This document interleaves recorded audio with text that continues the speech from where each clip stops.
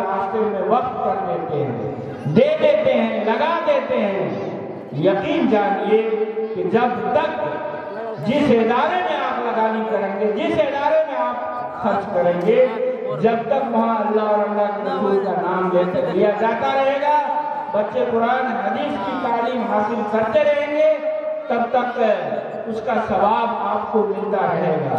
میرے محترم بھائیو، ایک حدیث اور بھی ہے جس کا میں تذکرہ کر کے اپنی بات مکمل کروں گا کہ اللہ کے رسول صلی اللہ علیہ وسلم نے فرمایا اذا مات الانسان انقطع عمله الا بثلاث۔ اللہ تعالیٰ کے رسول صلی اللہ علیہ وسلم نے ارشاد فرمایا کہ جب انسان مر جاتا ہے، جب انسان مر جاتا ہے تو اس کے عمل کے دروازے بند ہو جاتے ہیں۔ جو نامہ اعمال ہوتا ہے، جو فرشتہ ہمارے ساتھ لگا ہوا ہے، جو فرشتہ دن رات ہماری کارکردگی کو لکھ رہا ہے، ہم اچھا کر رہے ہیں تب بھی لکھ رہا ہے، برا کر رہے ہیں پھر بھی لکھ رہا ہے، تو انسان جب مر جاتا ہے تو اس کے عمل کا دروازہ، دفتر کو اللہ کے فرشتے بند کر دیتے ہیں۔ اب اس میں نہ کمی ہوتی ہے نہ زیادتی ہوتی ہے۔ البتہ اللہ کے رسول صلی اللہ علیہ وسلم نے ایک راستہ بتایا ہے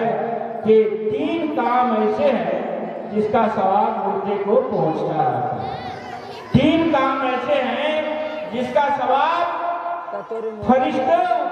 لکھتے رہتے ہیں اور مردے تک اس کا ثواب پہنچتا رہتا ہے۔ پہلی چیز ہے صدقہ جاریہ،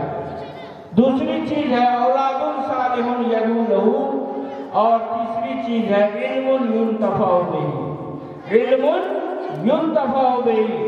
مثال اس طرح سے سمجھیے، صدقہ جاریہ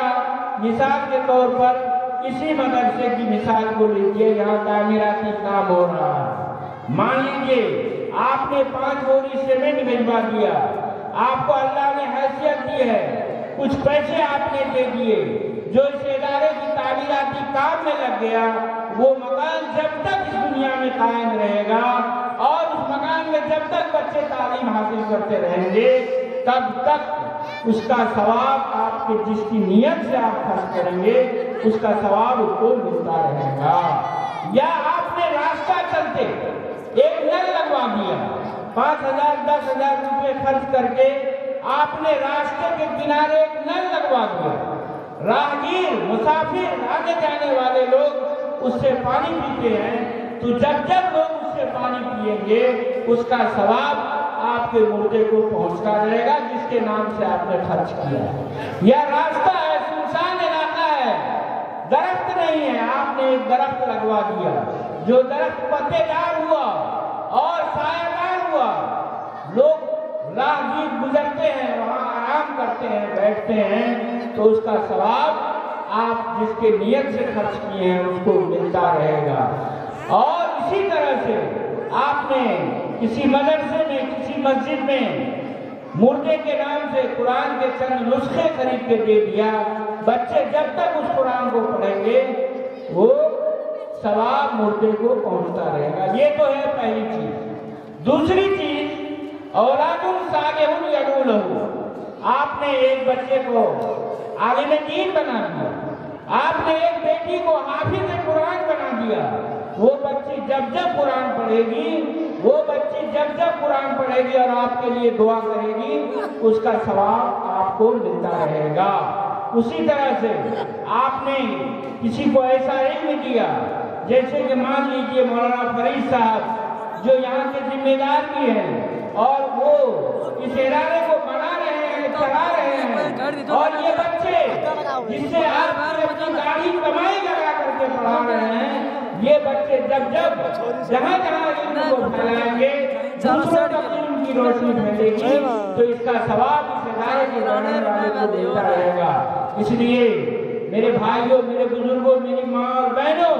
میں یہ آپ سے گزارش کروں گا کہ آپ ادارے میں بڑھ چڑھ کر حصہ لیں۔ آج چونکہ پہلا دن ہے اور پہلے دن لوگ یوں ہی آتے ہیں، خالی ہاتھ آتے ہیں، اس لیے میں آپ سے یہ گزارش کرتے ہوئے اپنی بات مکمل کروں گا کہ اس ادارے کو دیکھیے اس کی تعمیر و ترقی کو دیکھیے، اس کی ضروریات کو دیکھیے اور دل کھول کر کے ادارے کی تعمیر و ترقی میں حصہ لیجیے اور اپنے لیے، اپنے والدین کے لیے، اپنے گزرے ہوئے دادا داداؤں کے نام سے آپ صدقہ جاریہ کیجیے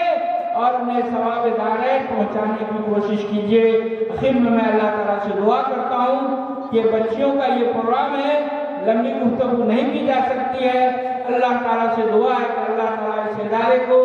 دن دونی رات چوگنی ترقی دے اور یہاں کے رہنے والے باشندگان جموا کو دل کھول کر اس ادارے کی تعمیر و ترقی میں حصہ لینے اور اس ادارے کو آگے کی طرف رہنما کرنے میں اپنی قربانی پیش کریں۔ اللہ تعالیٰ ہمیں اس کی توفیق عطا فرمائے اور اس ادارے کو خوب اللہ تعالیٰ ترقی عطا فرمائے۔ آمین ثم آمین۔ وآخر دعوانا الحمدللہ رب العالمین۔